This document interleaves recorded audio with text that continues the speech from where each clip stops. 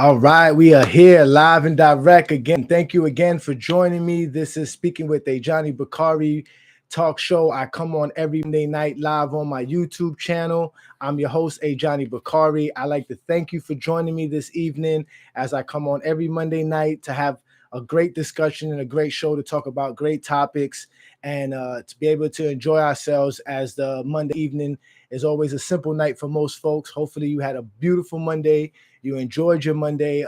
We've had a very, very, very busy day today with social media and the entertainment world. So we're gonna get at it tonight. Y'all know how I am. I love to have fun. I love to educate, but I love to have fun also. So tonight's topic, obviously, today's show in general is a tribute to Women's History Month, as March is Women's History Month, and I believe women deserve a show. So we're going to go live on my YouTube and we're going to go live on my Facebook and IG shortly here. But we're going to have a great topic and discussion. We're going to talk about, Women's History Month, what it means to me, what it means to the world, what it means to have such a festive celebration of women and history and what they mean to us in history. So I got several Black women that I want to bring up in our history that I would like to highlight for this month. So we're going to discuss these women, and we're going to discuss, obviously, the slap that was heard around the world, which is Will Smith slapping Chris Rock on stage live on TV at the Oscars last night. So that's definitely the hot topic, is going to get pushed in, but we're going to talk shortly here about Ketanji Brown Jackson and her nomination. So we're going to get a couple of folks in, and we're going to get that discussion going shortly here. So I thank you again for joining me. This is Speaking with Ajani Bakari talk show, as we come on every Monday night live on my YouTube channel. You can subscribe, like, comment, follow, share, let folks know about it, hit the notification bell, so that you can get these programs sent to you. And I hope I can keep bringing you guys the great material that's available to you. So thanks again for joining me, and let's get to the show shortly here as I start sending out some messages, and we're going to talk about Ketanji here. All right.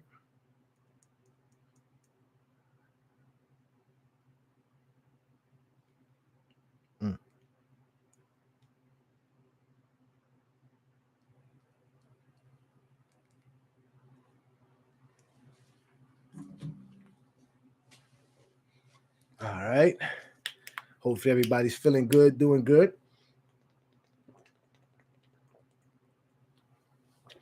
It's been a crazy, crazy day for your boy, trying to get prepared for the show and also stay, focused, because obviously this is a big thing. This is a national thing when you talk about what Will Smith did. He's a superstar. He's an A-lister. Chris Rock is a comedian legend. It's the Oscars. It's the elite of Hollywood. It's a big thing, man. And I've been on my social media being as ratchet as I can be. But we're going to talk about that shortly. But what I want to definitely get a chance to discuss and talk about is Ketanji. I think that's how I say her name, Ketanji Brown Jackson. She is the judge that just got nominated to Supreme Court by Joe Biden, and she made big news over the week because she had her, I don't know if it's a hearing where the Congress folks and Congresswomen, Congress wanted to talk to her and question her about her, about everything. Obviously that was the big thing. They asked her very potent questions. Some people felt some of the questions were inappropriate, but who is this woman? Why is it such a big news, and why does she make such a big deal on the news regarding her nomination as Supreme Court? Well, obviously a Supreme Court nomination is a big thing, but also being that she's a Black woman, that's obviously a big thing. This is a part of the show, obviously talking about Women's History Month. She's making history for becoming a Black woman that's going to be on the Supreme Court. And on top of that, she's a Black woman with Black features. I mean, she is dark skinned. She has very profound, facial features. She has, her hair is natural. She actually has locks in her hair. So she's definitely been put out as this, symbol of Black women's strength, Black women coming out and being successful. But there's, that's just what's being put out there, right? This is the cover of it. Obviously, because of racism, she's facing, issues, right? People feel like she's only being nominated because she's a Black woman and she doesn't deserve or have been qualified for such a nomination. So that's what was going on during these hearings. So they were asking her questions like, what's her take on teaching, children racism. I believe there were some other silly questions that she was asked. But the one that I thought that was, that I thought was needed to be discussed, was basically her being asked, can she define or give the definition of what a woman is? And she answered by saying, I'm not a biologist.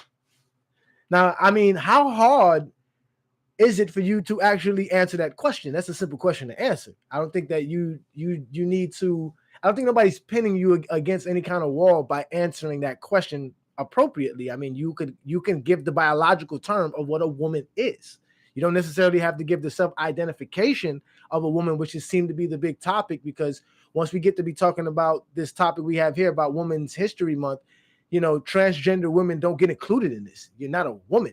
You know what I mean? You don't, we're going to talk about that. But, she basically couldn't define what a woman was and try to, she tried to bypass all that. And there was another one who asked her about child pornography, and she started going in about how there are people that do child pornography that, that they're just, like she made it seem like men who watch, or people who watch child pornography are in some cases innocent. They're not doing anything wrong, which I find completely preposterous. All right. Or that there was supposed to be a quote that she claimed that it's not even in sexual nature to why some people are looking at child pornography. I mean, who's looking at pornography in general and not having a sexual thought or a sexual nature in it? It doesn't make no sense. So she seems to have a very conflicting moral capacity for me and for certain Black folk that think like me, that wish for a better life for us and things like that. She's definitely not a part of us, because for one, she's married to a white man. All right, let's get that out the books. You can't be married to a white person and think that you are pro-Black enough to be helping Black folk. You go home to an enemy, to basically the enemy. You know what I'm saying? Someone who is not for your cause, who wouldn't understand your cause in any kind of way. You love who you love. Again, love is a choice. Like we talk about this before. You can love who you want to love. That's your choice. But we want to talk about being for Black people. Then you got to love Black people enough to marry Black people. I don't understand how you can claim you love Black people, but you ain't married to one. So that's definitely a red flag for me. The child pornography and and I believe the reason she was asked this question was because they feel she is a little bit lenient towards child pornography and what's going on with with the porn, child porn and pedophilia. So there's a problem with that. There's a famous quote that Black folk always have: every skin folk ain't kin folk, and she seems to be one of these people. Now, whether she's a coon or not, we don't know. But from what I've done on my research is that she was appointed as the district court judge in Washington D.C. in 2012 by Obama, and she oversaw 22 cases of civil rights cases or discrimination cases where Black people were the plaintiff, and she voted against them 19 out of the 22 times. So I tell folks all the time, it's a system of power. It's not a system of color. It's a system of power. And that power is, directed towards one particular group, and that group and the way that power is defined by lines of color or racial lines. But at the end of the day, Black people don't have power. So giving her the Supreme Court justice nomination or a district court nomination doesn't change the oppression and the tyranny Black folks face every day in America. Because at the end of the day, you're putting Black people in this position who don't have a true vested interest in Black people. They are invested in themselves. You know what I'm saying? This is an individual accomplishment. This is not an accomplishment for all Black people. Now, it is an accomplishment for Black women. She seems like a very intelligent woman. She seems like a very strong woman. And, I appreciate Black women who are intelligent and strong, but I also appreciate Black women who appreciate Black men and will be willing to marry a Black man. And she ain't married to one. So I can't honor that. But we have these issues. She's another one that's put in our face because they want to show us that there's a progressive in the racial society in the racial terms, and I don't believe it. At the end of the day, she looks like somebody that's not going to help us in any kind of way. She doesn't go home to us. She doesn't live in our neighborhoods. She doesn't deal with being Black. She is a black woman, and this also shows how interracial marriages don't change racism, because she's facing racism still as a black woman and as a black person, although she has a white husband and also she's well accomplished. But she's being asked to to show her qualifications for a job that she's well qualified for. She's overqualified for. So again, against all these terms and racial lines, this is what you have. Racism. No matter how we want to cut the budget, racism exists, and white supremacy is racism. There's no other racism but white supremacy. And she is basically a person who's made it in spite of white supremacy racism, not because there is no white supremacy racism. And she is not actually doing anything to eradicate or to abolish white supremacy racism. So we're gonna have to keep an eye on her and see what happens from here on out. But that's my call, that's my take. That's how I feel about it. But we're going to go live now on my Facebook and IG to get the show started.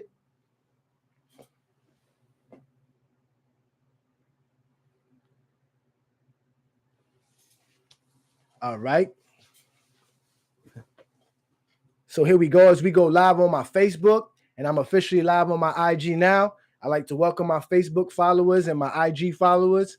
This is Speaking with Ajani Bakari Talk Show. I come on live every Monday night.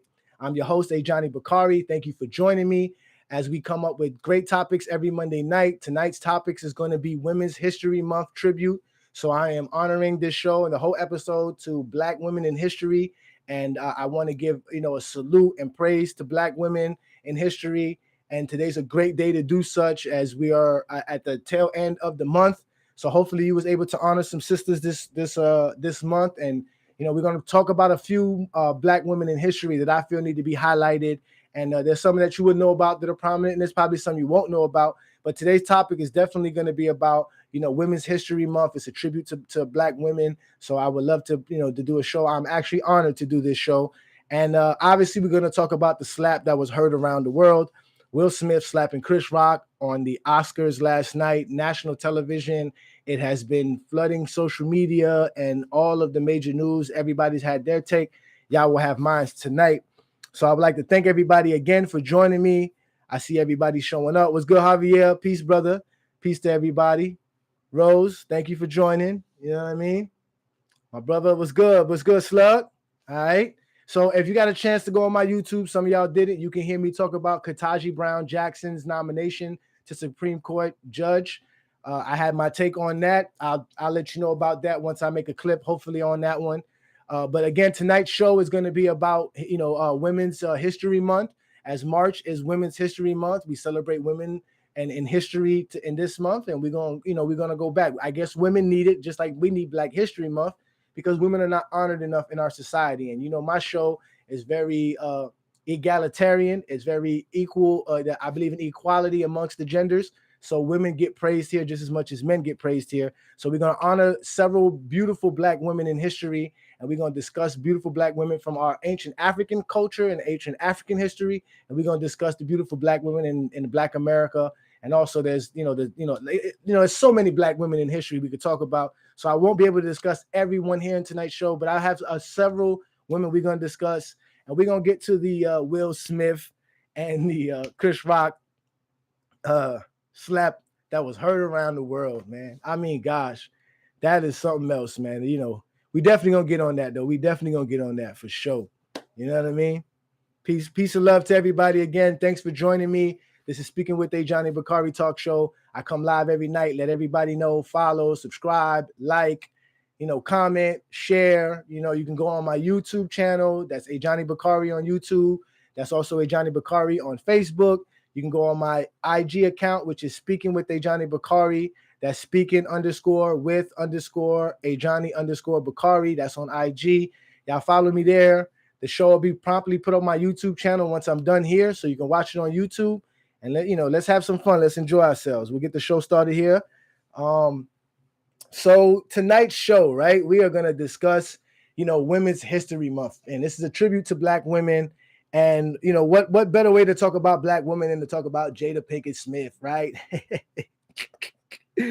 Boy, do y'all hate Jada Pinkett Smith. I don't know what Jada did to y'all. I really don't know.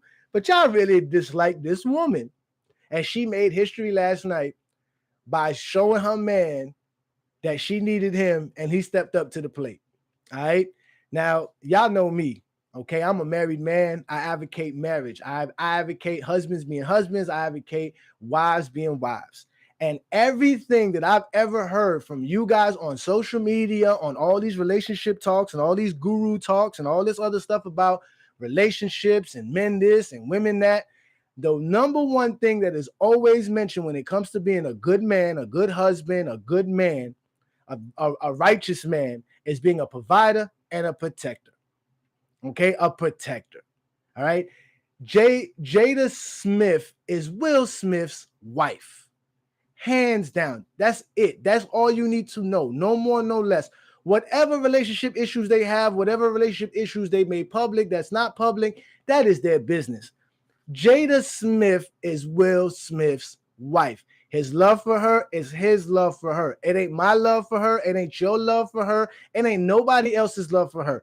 If there is another dude, let's just say like y'all want to throw out there, like because y'all love to throw Jada Pinkett Smith out there because she's always the queen of thoughtness. All right, the man's wife. Okay, you could talk about it all you want to. We do. We get on social media. We can laugh. It's all fun and jokes.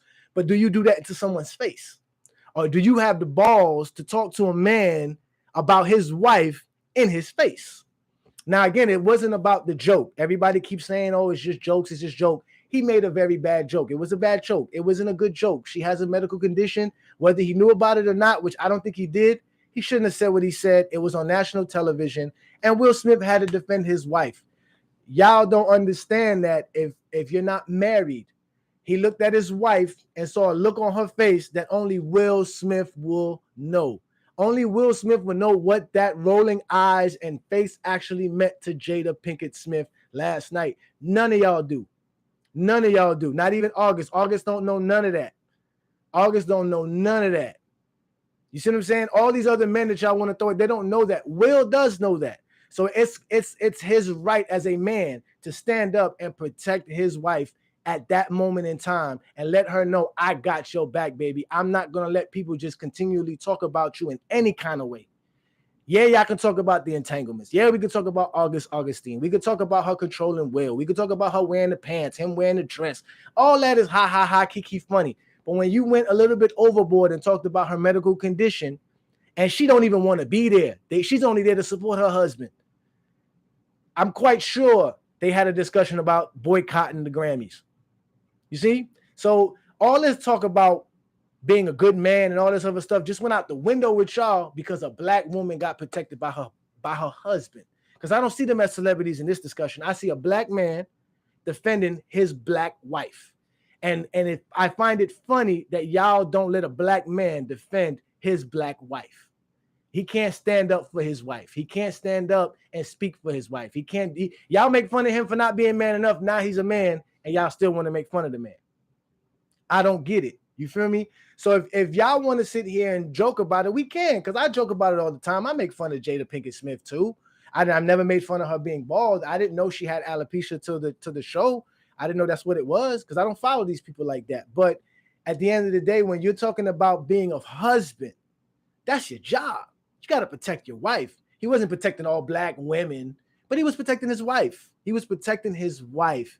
He did it with class because he embarrassed Chris Rock. He slapped Chris Rock. That's what you do. You slap him. You know, like Charlie Murphy said, the last thing you could ever do is walk up to a man and slap him. You know what I'm saying? That shit started wars back in the days. You feel me? The man slapped him and walked back to his chair like a G. That's Will Smith. We all know what Will Smith is about, man. That's an A-list celebrity, bro. Y'all stop playing with the man. You know what I'm saying? He was born in West Philly, born and raised on the playground is where he spent most of his days. Chilling, relaxing, all cool until some motherfucker got on stage and tried to make him look like a fool. And that wasn't going to happen. That was not going to happen. Not last night. Will Smith was not having it last night, bro.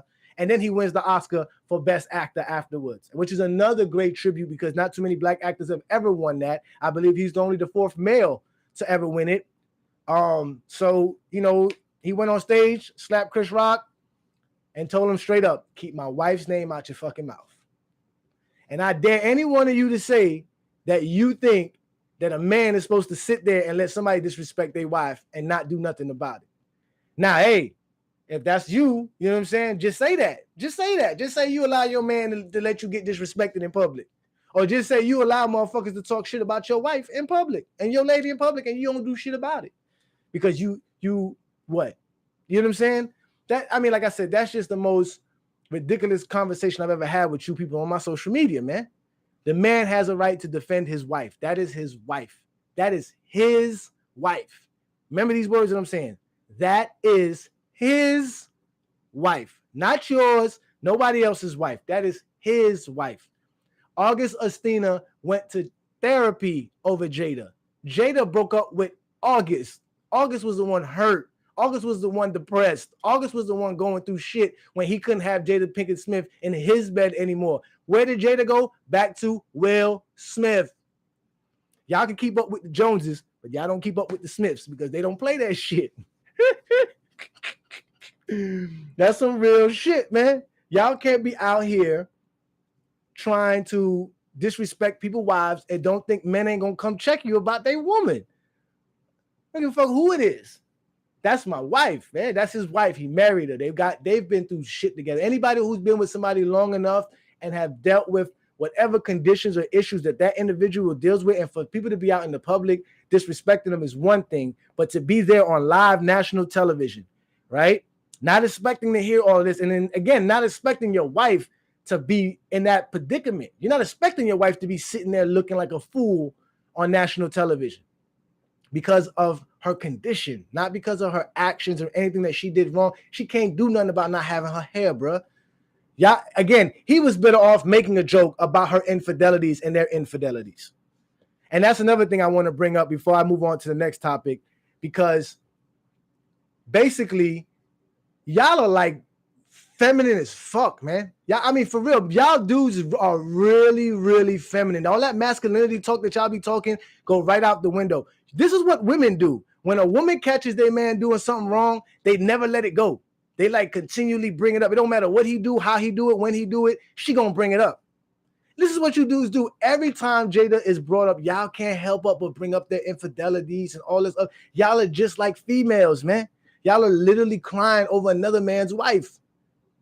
And like I said, I've never seen this much disrespect for a black man that stepped up for a black woman in day in my life, bro. I mean, come on, man. Y'all got to stop it, man. Y'all got to stop it. The man had a right to defend his wife. And I'll tell any man that defends his wife, whether he's black or not, because I can tell you one thing, when it comes to other races, they definitely defend their wives. You fuck around and fuck with a white woman and see what fucking happens. That's why there's Karens out here. You believe Karen is only out here because white women don't feel, they feel protected. They know they're protected. They're so protected, they're narcissists. Narcissists enough to give them a comical name like a Karen, because them bitches know they are protected. All they have to do, they can act as crazy as they want to act. They can do all the weirdest shit that they want to do, but y'all gonna protect them. I didn't see white people treating Anna Nicole Smith this way, knowing she was doing a billionaire wrong. I don't see people treating Pamela Lee Anderson like that, knowing she was a thought. All these other white women that were thought, Marilyn Monroe, I don't see none of y'all disrespect Marilyn Monroe, and she was fucking the president. So don't come with me with all this racial shit, all right? Because at the end of the day, when a white man wants to protect his woman, we know exactly what the fuck white men do. And they don't just slap you, all right? So let's be real about this. It's funny. It's all jokes and games. Like I said, I love to joke about Jada Pinkett Smith. Y'all know me. I get as ratchet as anybody else. But let's be real here now. The man had the right to protect his wife. He had a right to definitely, and his own honor too. Like, y'all got to stop fucking with Will, man. We light skinned, but we'll fuck y'all up. Keep telling y'all. I keep telling y'all. You feel me? I keep telling y'all.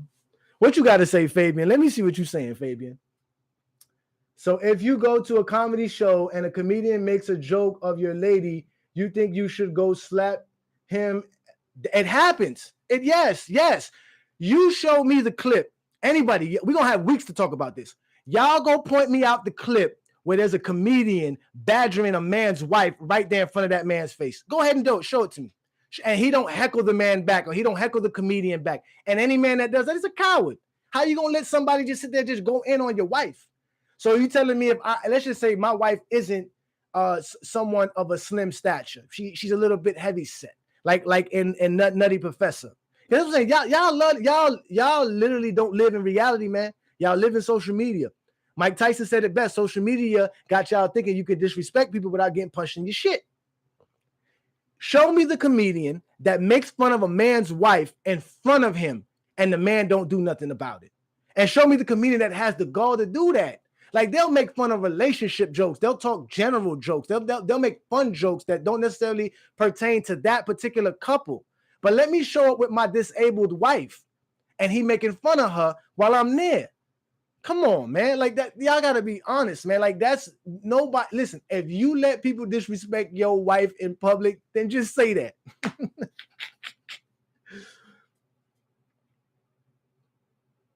So if Chris was Ben Affleck, you think Will would have slapped him? Will would have slapped any man that would have talked about his wife alopecia last night. He'll slap you if you talk about her alopecia. That's what a man does. Will Smith's a man, a real man at that. Y'all seen iRobot? Motherfucker battle robots, man. Zombies. Nigga, it's Will Smith, nigga. Will Smith. What the fuck is wrong with y'all?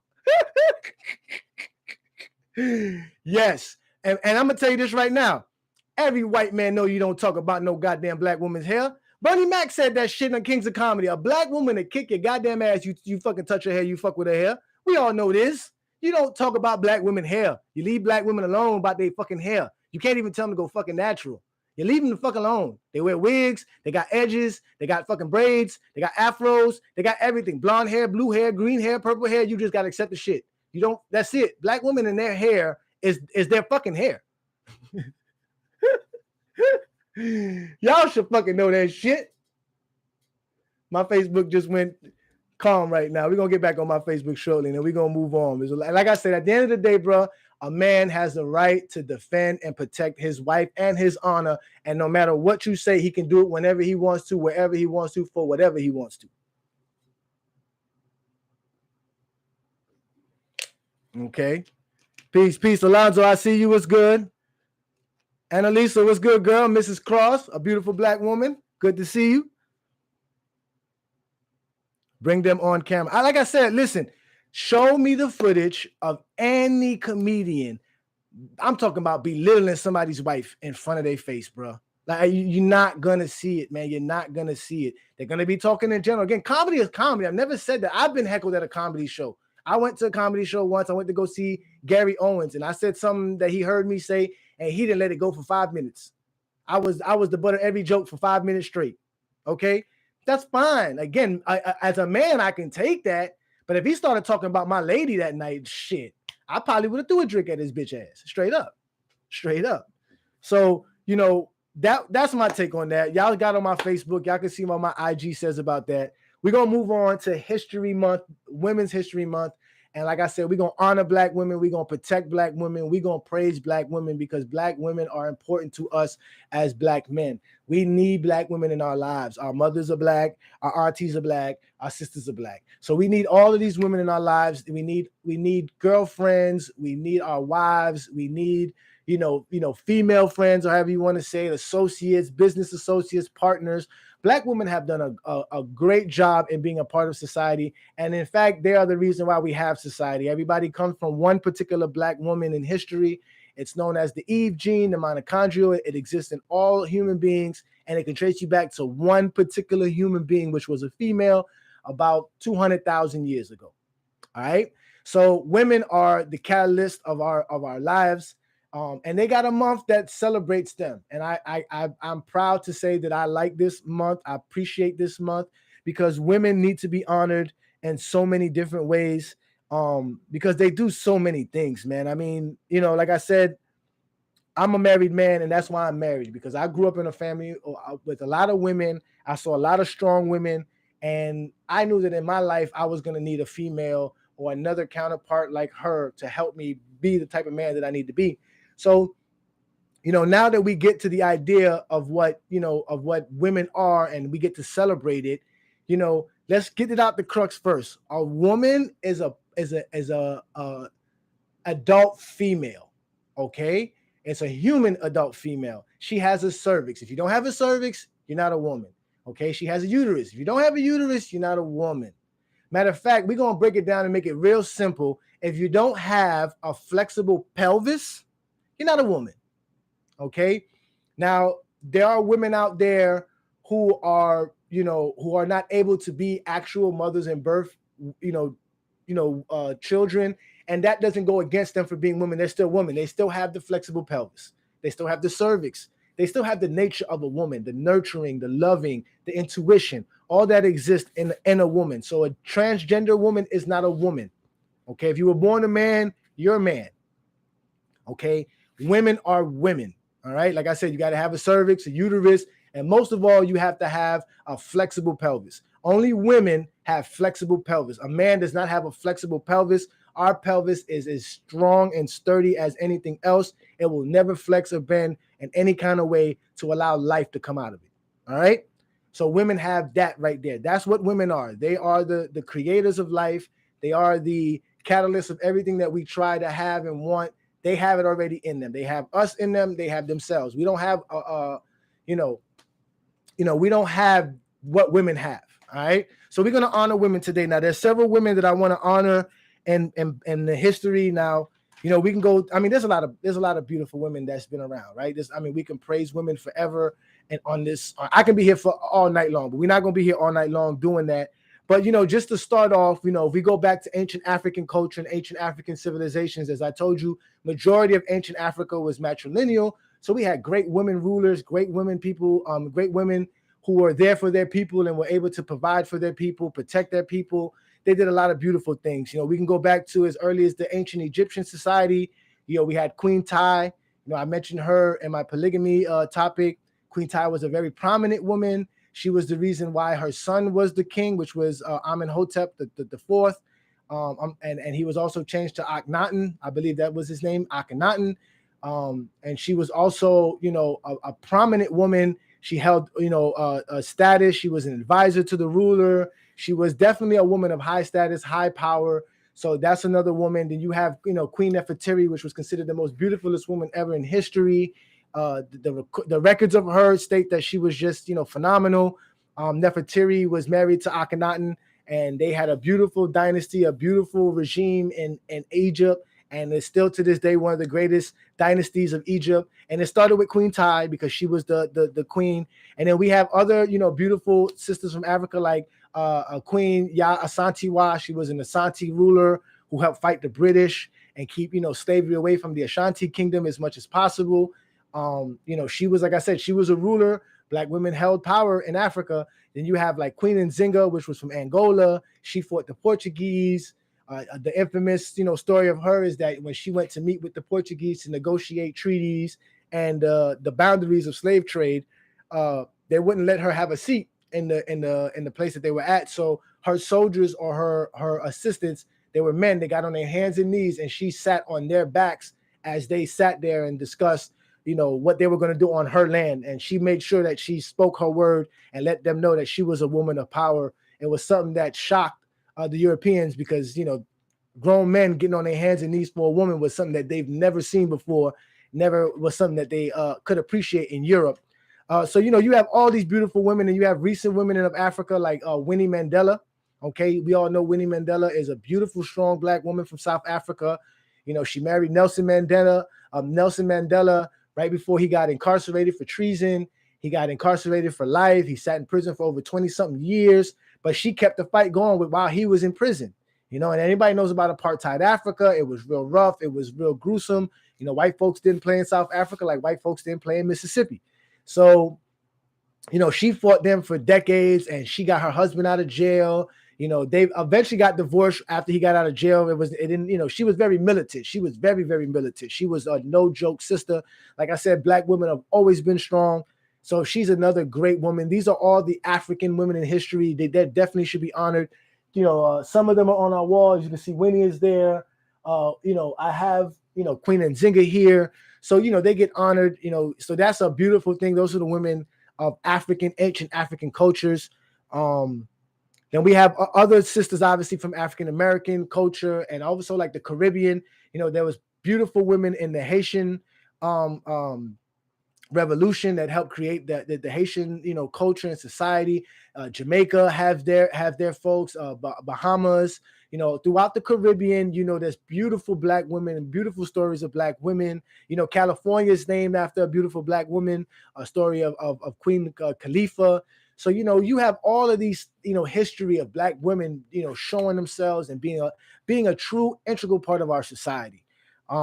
So we gotta praise y'all for that. Again, y'all know me. Any one of the sisters who know me, y'all know me. Love y'all, respect y'all. It's always a beautiful thing to talk about y'all. What's good? What's good, Federica? Oh, that was you who said that. Oh, I thought that was Fabian. Ah. What's good? What's good, y'all? Yeah, man. I'm telling you, Women's History Month is needed because in a male-dominated world, in the white supremacy world that we live in, the fact that males are considered the leaders of the world. We're the ones who created everything. Like Kevin Samuels would say, men are the ones who created the society that we live in. So, but women have contributed in so much. So just here in America, I mean, we have the obvious women, right? We have Harriet Tubman. We all know about Harriet Tubman. We know about Rosa Parks. We know about Betty Shabazz, which is the wife of Malcolm X. We know about Coretta Scott King, okay, Martin Luther King's wife. We know about Sojourner Truth. Okay, Sojourner Truth was an advocate for abolition and fought to end slavery and get black folks, freedom and equality during the 19th century. You had Mamie Till, which is Emmett Till's mother, who did the courageous thing of having an open casket to show her son's tragic death and show what they did to her son. That catapulted the civil rights movement. Emmett Till's death is something that sits in black folks' heart forever. Anybody who reads that story gets chills, cries. So, we gotta definitely praise and give her love. I mean, this woman is strong as they can be. I don't know what it would have took for me to put my child on display like that. She did it. And because of that, we had the civil rights movement and we had the change in America. We had other, great women like Amy Ashwood Garvey, which was Marcus Garvey's wife when he came to the United States. She helped him start the UNIA. Then there was Amy Jacquez Garvey, which was Marcus Garvey's second wife, and she helped him through his trials and tribulations as he was going through, going to court. And she also helped with UNIA. We have Angela Davis, famous Angela Davis, Black Panther Party Angela Davis. She's another strong sister from in our history. We have Ella Baker. Ella Baker was another strong woman during the civil rights movement. She was from South Carolina. She helped fund and get a lot of things going. She helped to get the SNCC organization going. She used to rally students all the time and organize students all the time for different protests. And she was basically almost in every civil rights march that happened during the 60s and the 50s. So these are all beautiful women, but there's a couple of other women that I wanted to mention. There's some good women out here. Yeah, peace, Federica. There's some good women out here that we might not know about. Have any of y'all ever heard of Ellen Craft? Ellen Craft. Ellen Craft is a daughter of a slave owner or a slave plantation owner. Obviously, her mother was a slave, so she was a mulatto, and she basically lived, her life as a slave. And this is from, a long time ago. This is in the 1800s, when slavery was around. And because she resembled her father a lot, she looked white. Okay. Her, her father's wife, the madam of the house, basically sold her to her daughter. So she ended up leaving that plantation and going to another plantation. Eventually grew up being tormented for being half white. Obviously, you're not white enough to be white. You're not black enough to be black. But anyway, she ended up marrying her husband. And what she did was she escaped with her husband. She basically pretended to be a white man. And she dyed her hair. She put on like on a cask, and she put on like she walked with a cane, and she pretended to be this ill white man, and her husband was her slave. And she got on a train in Georgia and got all the way to Philly, pretending to be a sick white man going to Philadelphia for nursing or to get help, to go get treatment to help him, fix himself. And the guy that she was traveling with was just her slave. And they made it all the way to Philly and eventually got to some abolitionists in Philly, which got them out of the United States and got them to England. So she basically disguised herself as a white man to free her and her husband. You know what I mean? talking about love, talking about honor. You know what I'm saying? Talking about what a woman would do for her man. She could have easily, lived her life as a house nigga or a house slave. No issues at all. I mean, she had some issues, obviously, because she was black, but still, she went and married and she freed herself and her husband. So salute to her. Ellen Craft, that's her name. Ellen Craft. She was a mulatto, married a black man, freed herself, and moved and had kids and lived a good, prosperous life outside of America, away from slavery. And then we have another beautiful sister by the name of Ida B. Wells. Now, I know some of y'all know about Ida B. Wells. Ida B. Wells, because she is definitely a prominent black woman. She created newspapers in the early 20th century, early 1900s.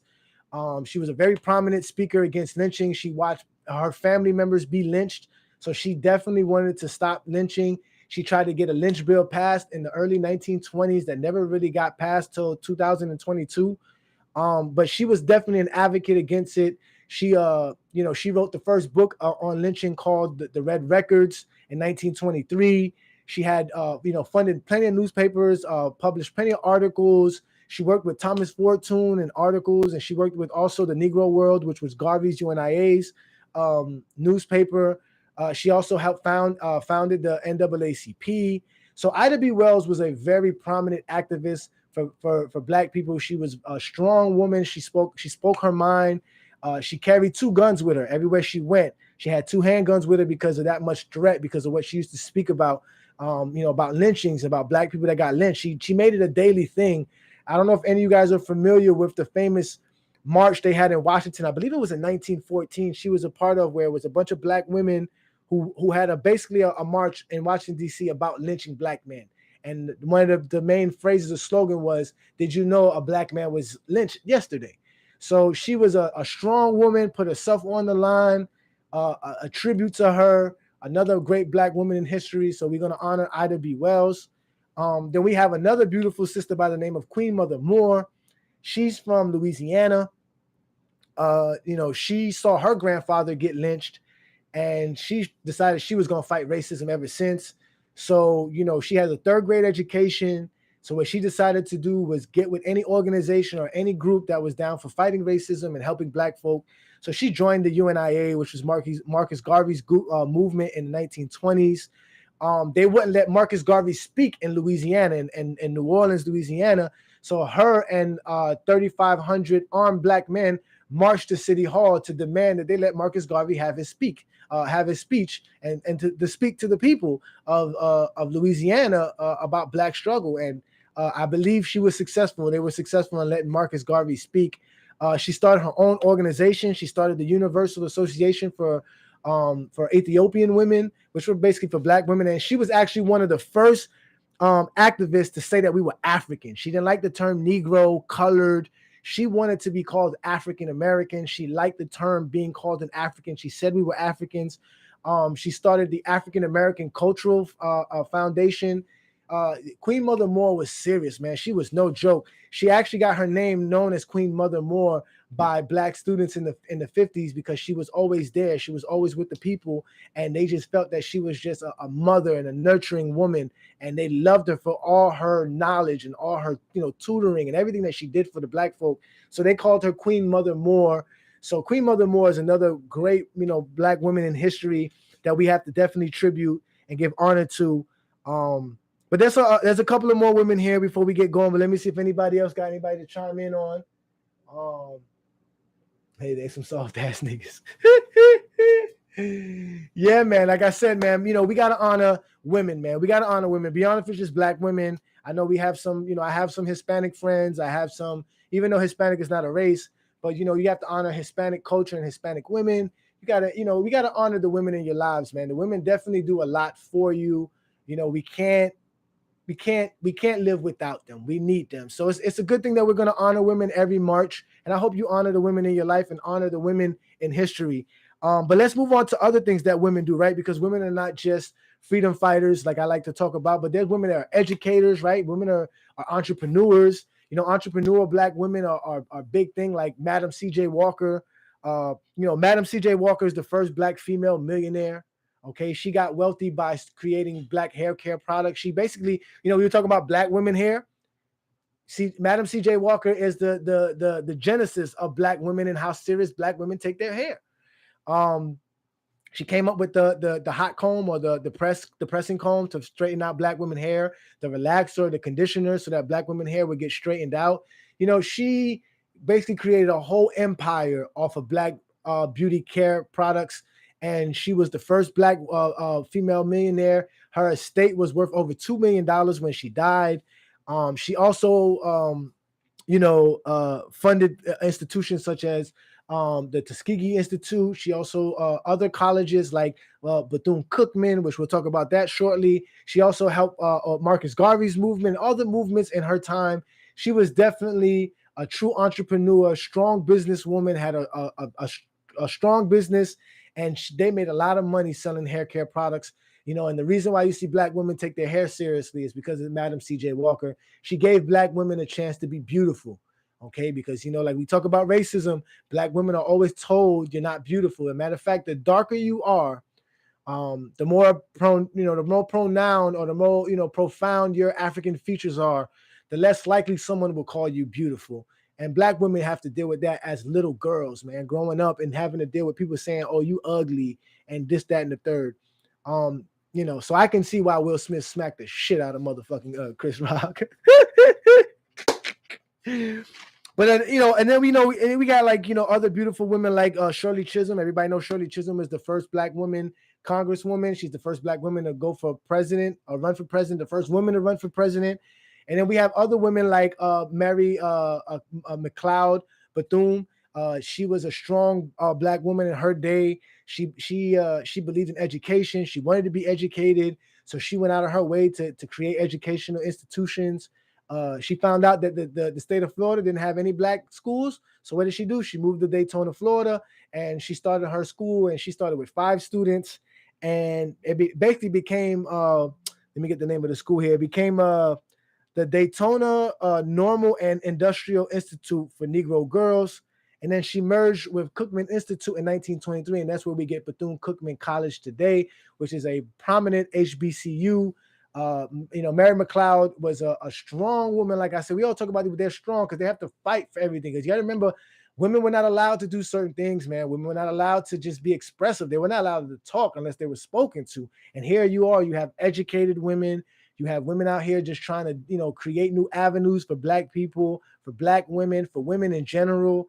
We have like Mary Church Terrell. This is a lady that helped start the NAACP, but she also was with what those other 2 ladies' name are, Susan B. Anthony and other women to fight for women's rights to vote and to do things of that nature back in the early 1900s. So you got plenty of Black women that we can praise every day. Praise your mother, praise your aunties, praise everybody that's around you. Just look around you and you'll see the different things that Black women have contributed to our society. So we definitely have to praise Black women. So I'm proud to have an episode and a show about Black women and about Women's History Month as we celebrate it this month. So you have a few more days to look upon on some more women. If anybody knows any other, people that you want to bring up, put it in the comments, put it in the on my YouTube channel. But again, I'd like to thank everybody for joining me. This was another great episode. To all my Black women out there, I love y'all. Stay beautiful, stay blessed, stay strong, and make sure you find yourself a Black man to honor and marry, and y'all work together and make things happen for one another, because that's all we need in this society is more Black families, more beautiful Black families, more Black men protecting their women, more Black women protecting their Black men. We can't live without y'all. You can't live without us. So let's just make it happen. But again, thank you for joining my show as I'm going to wrap it up, and you guys have a beautiful night. Next week's show, I don't have a topic yet, but I'll come up with something. Y'all stay blessed. Y'all stay beautiful. This is Speaking with Ajani Bakari Talk Show. I'm your host, Ajani Bakari. See y'all next week.